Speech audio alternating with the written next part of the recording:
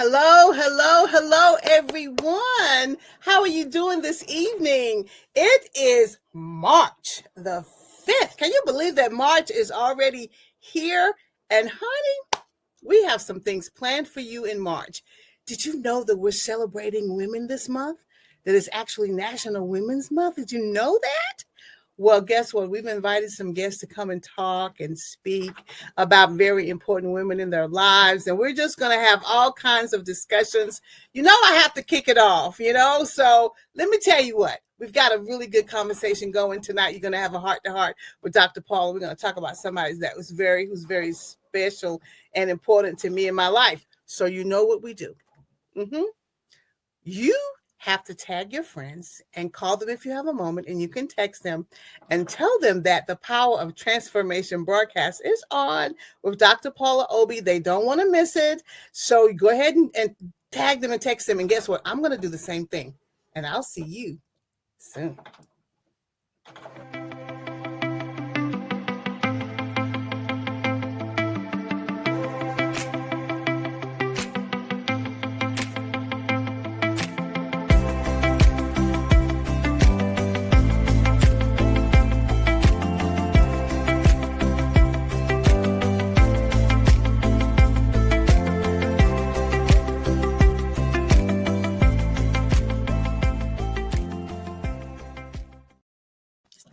Hello, hello, hello. We don't have any snow for you this week, but we did have like a weather watch. It was like a tornado watch for a while. I'm going, whew, March is coming in like a lion, but all is well in my neck of the woods as we celebrate Women's Month this entire month of March. And I hope that you can find at least one person to celebrate. Celebrate them every day. That would be great. And don't forget to celebrate yourself, right? I'm going to celebrate me. All right, tonight we said we're going to have a heart to heart, and I'm smiling because I'm going to talk about someone. I'm going to set the stage. I haven't seen her in over, let's just say, a few decades. However, she is someone who remains in my heart, will forever remain in my heart, and she is someone that I will never forget, and she is my mom. So tonight on the Power Transformation, my mom. As we're celebrating Women's Month, the Power of Transformation, we're going to kick it off tonight, and we're just going to keep this conversation moving because we're going to talk about someone who's very special. My mom. Let me introduce you to her. She is the late Reverend Joyce L. Obie. She's born July 30th, 1937, and she left this world March 30th, 1971. Isn't she beautiful? Lovely. That's my mom. So let's get to know her a little bit more. Okay, let's talk about why she's important to me. She was my hero. And what do heroes do? What should heroes do? They will inspire you. That's what she did. And she provided hope for me. They should offer a vision. That's what she did. Prepare you for the future, which is a tough job when you've got, more than one child. We'll talk about how many. She help you cope with difficulties. In my case, she was a grief counselor when my brother Wayne passed. She was my grief counselor. So I added that to the list. A protector. They're supposed to protect you and provide guidance and so much more. Those were the things that just popped into my head that heroes do. That just scratches the surface when it comes to a true hero, especially if that hero is your mom. We keep them pretty busy. So let's talk about her a little bit.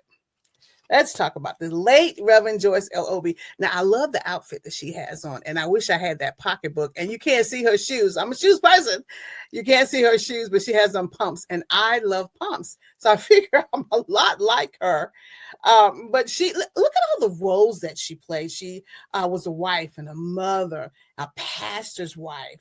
She was a minister, a pianist, a music teacher, a songwriter, a cosmetologist.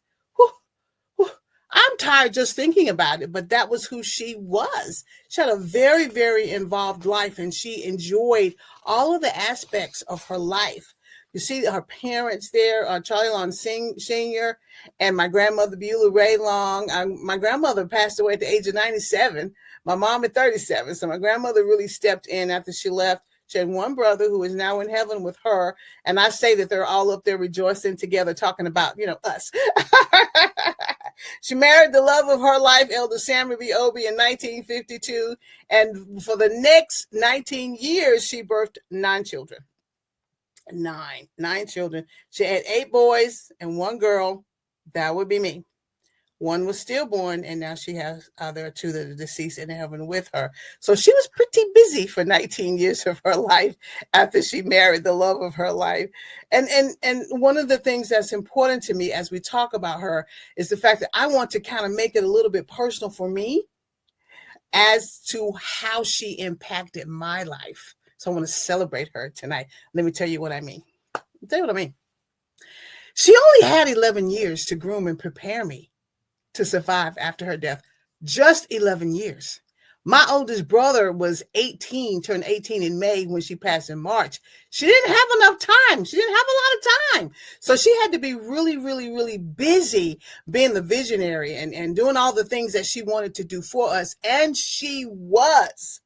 During those 19 years and 11 years, almost 11 years in my life, she planted some serious seeds of vision and of hope and promise and all the other things that, are not even included on the slide. She wanted me to do more than she accomplished more than she did. And I knew she wanted it because of the way she said things towards the end of her life. So she taught me my very first public solo. I am a singer, and she played the piano for me. So we were involved in a church organization where there was one lady who loved children. She always made sure there was a talent hour at one of the meetings, at one of the services, and you could actually go up and put your name on the list, and then she'd call you and you'd sing or whatever the ministry you had or talent you had, you'd do that. And she always made sure that the kids were on there, not just the grownups. So what I would do is she'd put my name down when I walk in, and then when she called my name, I would pretend to be asleep. Because I just would. So my mom never called me by my first name. She always called me by my middle name. She's like, why would you put your name on the list or have her put your name on the list if you're going to pretend to be asleep when she calls your name? So I said, because I'm a little scared. Kids, I'm just a kid. And she said, I will help you. We'll find a song together. I will play for you and we'll practice. And we practiced and practiced until I had no more problems with talent hour after that. The only thing that she had to remind me to do, the first time I sung it, it must have been a little dry. And she was like, will you put something in that song? Sing it like you mean it. And there I am, okay. And so together with her guidance, playing the piano, and coaching me and counseling me, I learned how to get to that mic, and I have been and sing, and I've been doing it since then. That was my debut. So again, I just love her. So why is she my hero? Why? Well, I said before all the characteristics of a hero. Those are just a small list, in my opinion, a very short list. But my mom was very smart and talented, and I've always said that I felt that she was ahead of her time.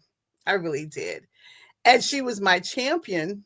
And she was my defender. I'm going to keep this personal because these stories mean a lot to me. My middle name is Yvette. And she always called me by my middle name. She never called me Paula. Well, a lot of people would say that, isn't it pronounced Yvette? She's like, no, I gave her that name. And I pronounce it Yvette. So that's what we're going to do. So my 3rd grade teacher told me something. She says, you are mispronouncing your name. And she said something kind of ugly, and of course I went home and told my mom. The very next day, my mother drove me to school. We got out of the car, walked down the hallway, and she says, now you stay out here. I'm going in to talk to the teacher. And after her conversation with the teacher, I had no more problems about the pronunciation of my name. She was my defender. While she was on this earth, she was a defender for all of her kids. You just didn't cross her. She was quiet when she wanted to be, but you did not cross her, and she loved her kids. She will have a conversation with you about us. And she did. That was my story. And I remember that the teacher was just so nice to me after that. And I thought, I wonder what she said. Can only imagine. So she also encouraged me to study hard and to enjoy my friends, because she was expecting, when she younger, she had to drop out of school, because at that time, if you were expecting, you could not stay in school. You had to drop out. So of course, for me, she was like, study hard, stay in school, study your multiplication tables, read, write. That was her thing. In addition to the other talents, she wanted to make sure I finished my education, because she was smart and she loved to study. And she probably would have been a music teacher had she been able to continue her schooling. And she also wanted me to enjoy my friends. And you might say, well, doesn't every parent want you to enjoy your friends? Maybe not. I found out after her death, everybody doesn't care about your friends coming over and spending the night. They don't care about that. She made sure that I could talk on the phone as long as I wanted. She made sure that I could go visit my friends. I was her only girl. She wanted me to have a well-rounded life, and that's really the formula that she used.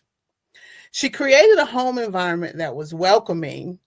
And if you were there in the home environment, that was the time when she was mostly the cosmetologist. And a lot of her patrons were the church members and the members of the choir. So that was basically her village. They'd come in, they'd sit down and to get their hair done. And one would have the baby and they were changing diapers, and the other was actually had the bottle and they were taking care of the kids. And then, of course, when it was time for them, there was a little lull, and they were practicing songs. You could hear them practicing their harmony. So you can imagine that the house was filled with wonderful supporters and wonderful music, and it was, and laughter, and the television. In the back of our house, my father placed a basketball goal on a tree in the back of our house. And that basketball goal, everybody was just there. So Saturday mornings, I would awaken to bam, bam, bam, but they were smart, because with that particular environment, with the basketball goal in the back, they knew where their kids were.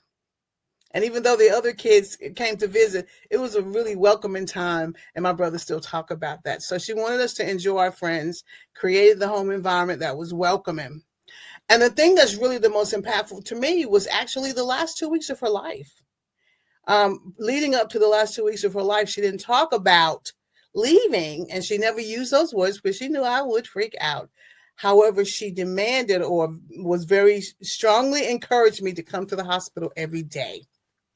And it was during this time where she groomed me the most. She never said, I'm leaving you. She never said those words. But there were times when she would say something to me or give me a directive, and I'd look at her and we'd lock eyes. I knew exactly what she meant. It's that moment when you're like, oh my God, she's not coming home. So I listened. I'm her only girl. I'm listening. So she would spend a lot of time at UNC Hospital in Chapel Hill, and she created what I call a foundation for me with these 4 points. The foundation has 4 areas, and boy, oh boy, did she drill this into me. Study hard, finish school. Study hard, finish school. That's what I want you to do. And while she was talking, I was not talking with her. I was nodding my head. Yes, ma'am. Yes, ma'am. And then she'd give stories. That was one part of the foundation. The other part of the foundation, she said, don't let anyone buy you. You are not for sale. You cannot be bought. There was a young lady who had taken a particular interest in my family, and she had a way of purchasing something for you and then telling everyone else that she purchased it for you. Anybody know that kind of person? And it got back to my mom, and she's like, here, you keep that. You keep it. If you want to do it from your heart. And she said, don't let anybody buy you. You're not for sale. And I understood even more my adulthood exactly what that statement meant. So those are the 2 parts of the foundation. The third part of the foundation, she said, don't be like them. And she called names. Oh my God. And I thought these were people that she liked. And it wasn't that she did not like them. I want to make this clear. She wanted me not to mimic their behavior. She knew she was not going to be around to help navigate me through those life scenarios. And she said, don't be like them. She called these names. And in the back of my mind, months later, I also felt she was saying, don't be like me, surpass me, do more than me. That's what I felt. And each of the folks that she talked about, I'm really glad she did that because they weren't my role models and they shouldn't have been my role models. And she gave me a heads up. I mean, almost 11. I'm trying to take it all in, but her points were well taken. And then the very last part of the foundation that I've called upon, recited probably 1,000,000 times a day at times, be strong. And this is how she said it. Be strong, Wybette. Be strong. And boy, did that ever etch in my brain. I've had to say that so many times. Be strong. Be strong. My mama told me to be strong. And that's the foundation that she built. Because, of course, with these types of scenarios, with her leaving, everything changed. You had the time of grief and transformation. So I had to stand on those concepts forever, and I'm still standing on them. I finally finished school. And most people who know me know that you can't buy me. I'm not even impressed. And there are people that I know aren't my good role models. And I've had to learn that the hard way sometimes. And I've depended on the mantra, be strong. Isn't that cool?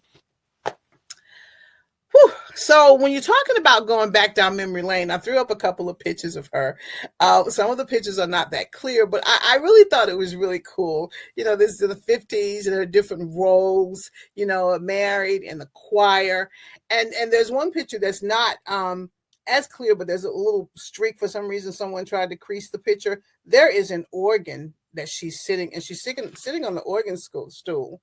And there's a reason for that. And I'm going to talk about it in a second. But she's sitting on the organ. She's taking her little pictures. And then there are others, and I love to look at the different stages of her life. And I have other pictures. And these are the ones that really resonate with me.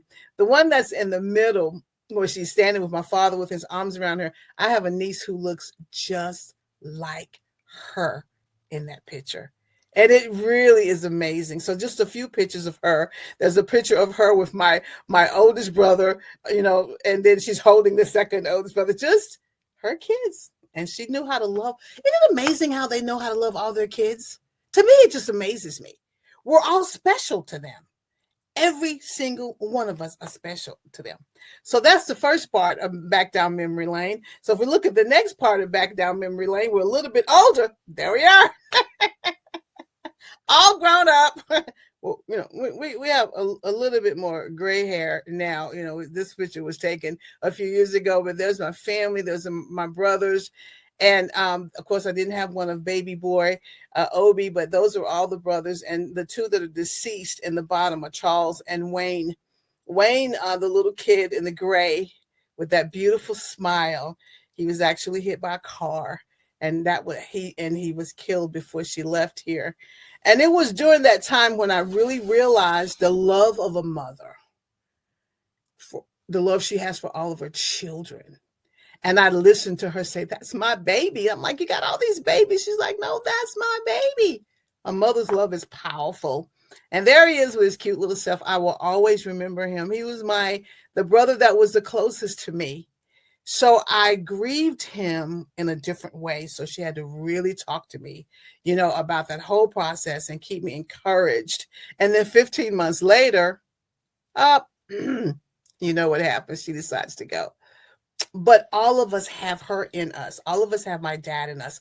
All of us, she influenced us in so many ways, especially the older ones. Now, the younger ones, they don't remember her so much, but the older ones, they have their own stories. And we get together and we talk about some things. And of course, the one that's deceased, he had his own story as well. So I'm just grateful for the time I spent with her and the fact that I still have these memories. I love, love, love, love, love memories. Well, and let me tell you what she specifically did, because I think that when you have a mother like mine, she'll sort of set the stage for your future. Well, what does that mean? What did she say about her future? I talked about mine a little bit. Let's talk about what else she said about my brother's future. When my brothers were teenagers, there is a well-known gospel artist. Her name is Shirley Caesar.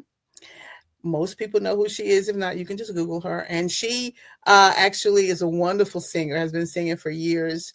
And she and my mother, they knew each other. She and my father, they knew each other. And my mom said to her, my brothers were young, they were teenagers. And she said, my boys are going to play for you one day. And Shirley just looked at her and smiled. She says, no, really, they're going to play for you one day. And so she taught them how to play the piano. And then she, if you remember, there's a picture of her sitting on an organ. Well, she went to Pearson Music Company. I say she was a bit of a salesman. She'd always go there for all of her music. I said she was self-taught.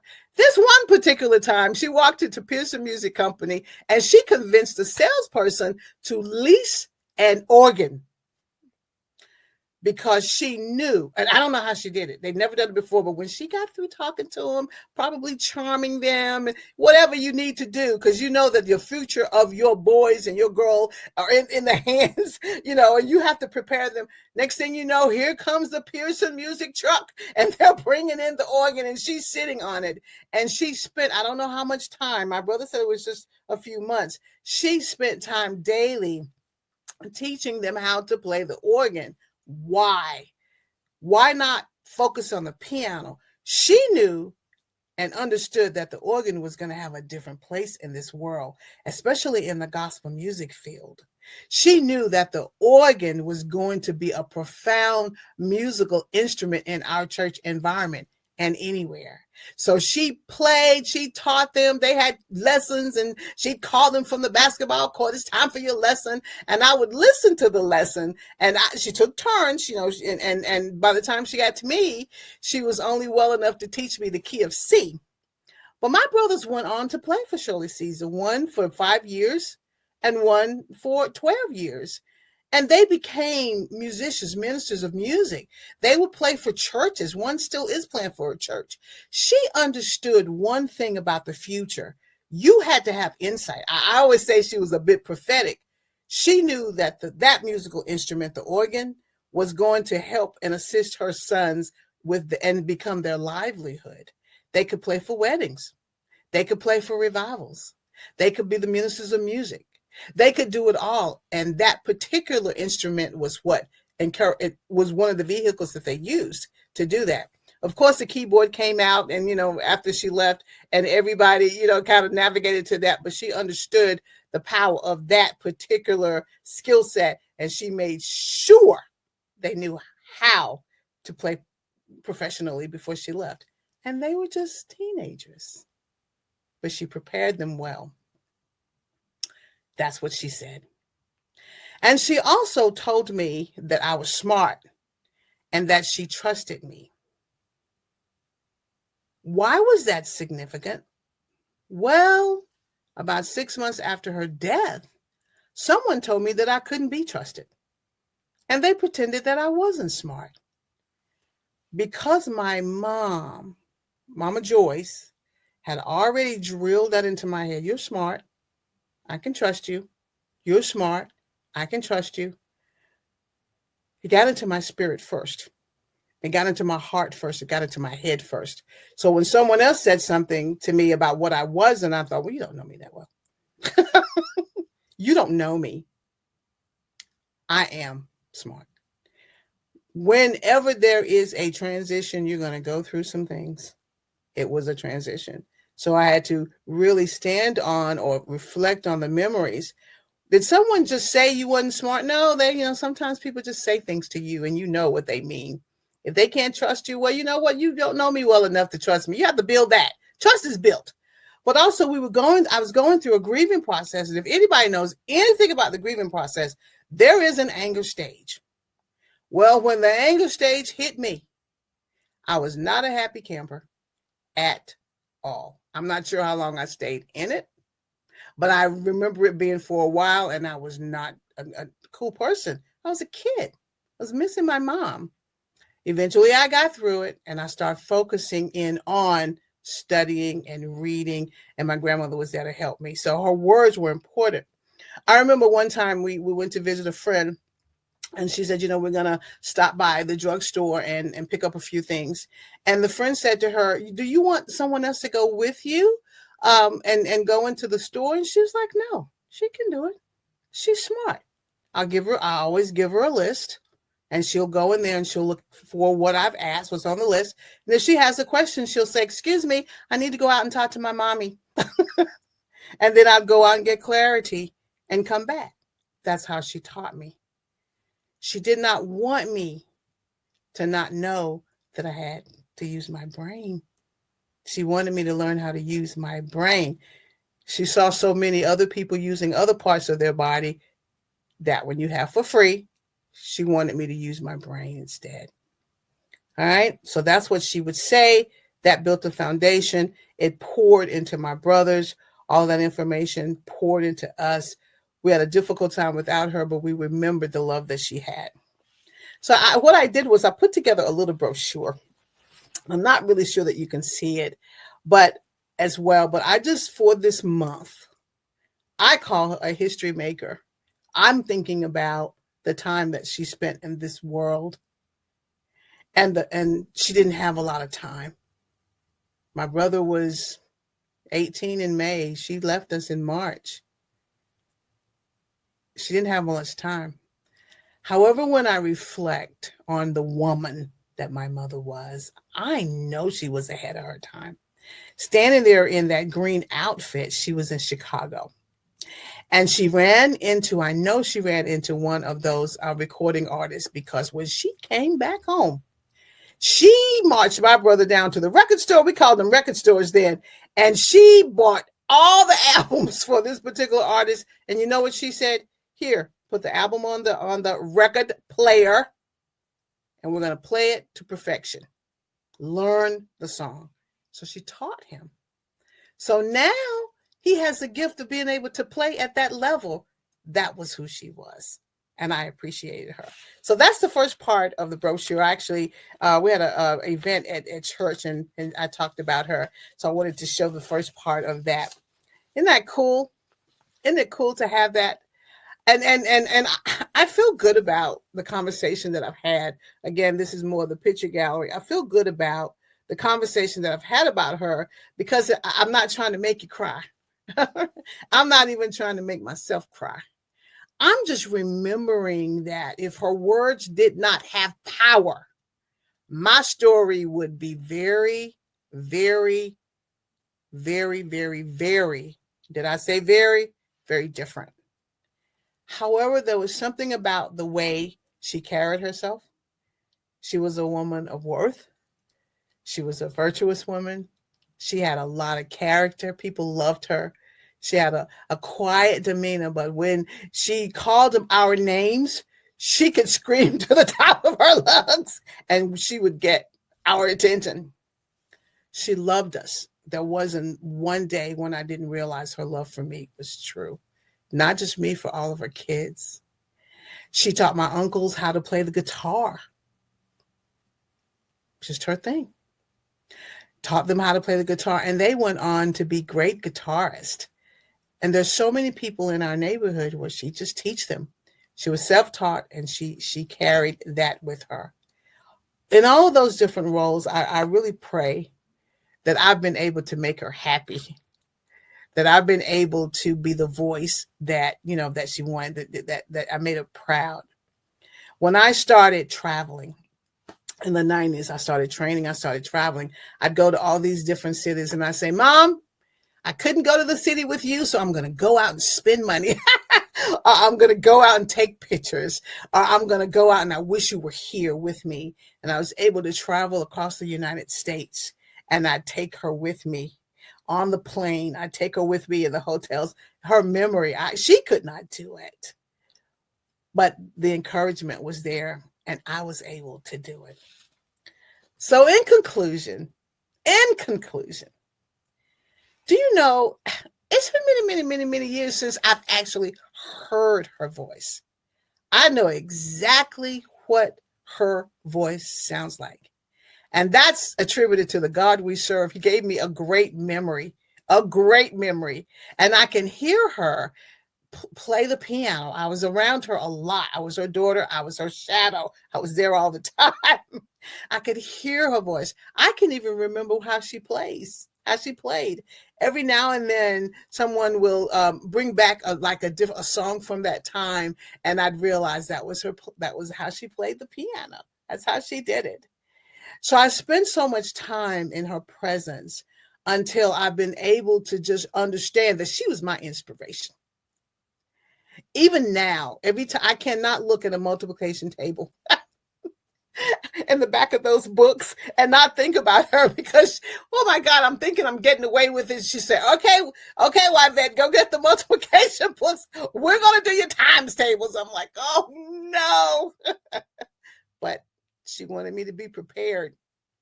She wanted me to be well-rounded. I wanted to help her cook once, and that was not a good idea because fried chicken, can spark or whatever. And it did spark on my face, but I am blessed because even though I only had her for just a few years, her memory, her persona, the way she did things, I treasure it today. Saying goodbye was hard. When I got my heart broken, she wasn't here to help me. She wasn't there when I graduated from high school, wasn't there when I graduated from college. But I have felt her presence every day inside of me. And I pray that I can be the inspiration to others, to my nieces, to my nephews, that she is to me, because that's how I've made it. You see, words have power.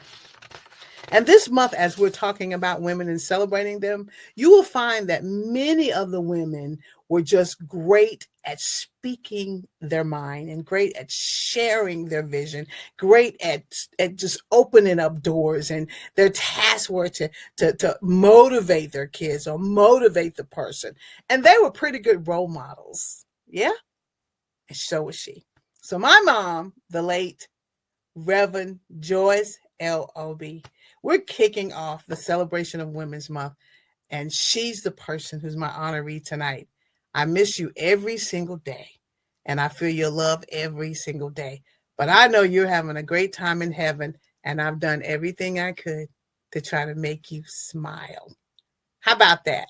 All right, that's all I have for you with her. Isn't that an amazing story? I have more stories, but I think that's important for us to have the right kinds of role models and to be able to talk about them. During this month of March, I want you to sit down, take a moment, and I want you to think about the women who have been very, very instrumental in pushing you through certain scenarios. My grandmother's picture probably should have been on here as well, because once my mother transitioned, my grandmother did everything she could to make sure that her granddaughter and my mother's daughter stayed on point and made it. And my grandma said, I want you to make it. There's so many women who have spoken into your lives. You need to, this month, you need to send them a text. If they're still in the land of the living, send them a text, send them a card. Talk to them. Tell them thank you. Thank you for doing a great thing for us. I can look up towards heaven and say, thank you, Mom. I appreciate you allowing me to have friends so that I could be well-rounded. I appreciate, you defending me so that I could appreciate my name, Yvette, because I do like it. I appreciate you trying to teach me how to play the piano or try to play the organ, but I wasn't interested because your health was not good and I just wasn't interested. Later on, I played the piano a little bit, but I wasn't as motivated as my brothers. Now you give me a keyboard and you put a song on, I might, can punch out a few little notes here and there and here, but eventually I'll lose interest and no one wants to hear the versions, even though I have tried. What I'm saying is these are the people that we cherish. These are the people, they're not perfect. She wasn't perfect, but she was my hero. And today I can cook a mean fried chicken because of her. Today, I think one of her favorite desserts was, my brother said chocolate was chocolate cake, yellow cake with chocolate icing. But what I remember the most as far as her culinary skills, in addition to the fried chicken, she used to make some really good gingerbread. Oh my God. I have not tried to make it because I'd eat the whole pan. What I'm saying, focus on the good. Focus on the things that will encourage you and strengthen you. Focus on the things that'll put a smile on your face and that'll warm your heart. I know that there are things that you can say about that person, that woman that's inspired you. Now, if you want to be a participant on our show, you're going to have to send me an email. And I'll tell you what we'll do. We'll set up a time and we'll let you talk about that woman who was your inspiration. And we'll allow you to give us examples and of other women and how they have pushed us where we are. In addition to giving us birth, these mothers have done an incredible job. I'm thankful for mine. I'll always have her. And in my heart, and I'm glad that I look in the mirror every now and then, I see her. Or I'll say something and I go, "Ooh, that sounded just like her." What a great tribute. Mom, I love you. I think about you daily, and I love you every day. So that's all I have tonight. That's my heart to heart. We're going to celebrate those women who have been instrumental in keeping us moving forward in our lives. We're going to celebrate them on the power of transformation. I want you to celebrate them when you're not on the power of transformation. And as we say, the train's been chugging along. It's been kind of chilling. Had music on it this time in memory of my mom. But now it's time to turn it around and bring it back to the station. Our show is based on an excerpt from Romans 12:2, that you should be transformed by the renewing of your mind. And these women, and I know we're going to have some other great stories, but particularly my mom knew how to say, all right, let's keep it going. Let's keep it moving. All right. So now the train's in the station. I'm pumping the brakes. I'm putting it in park. And we're going to, I always say every week that you should trust the process. Trust the process. Trust the process so that you can actually get to that place where you need to be.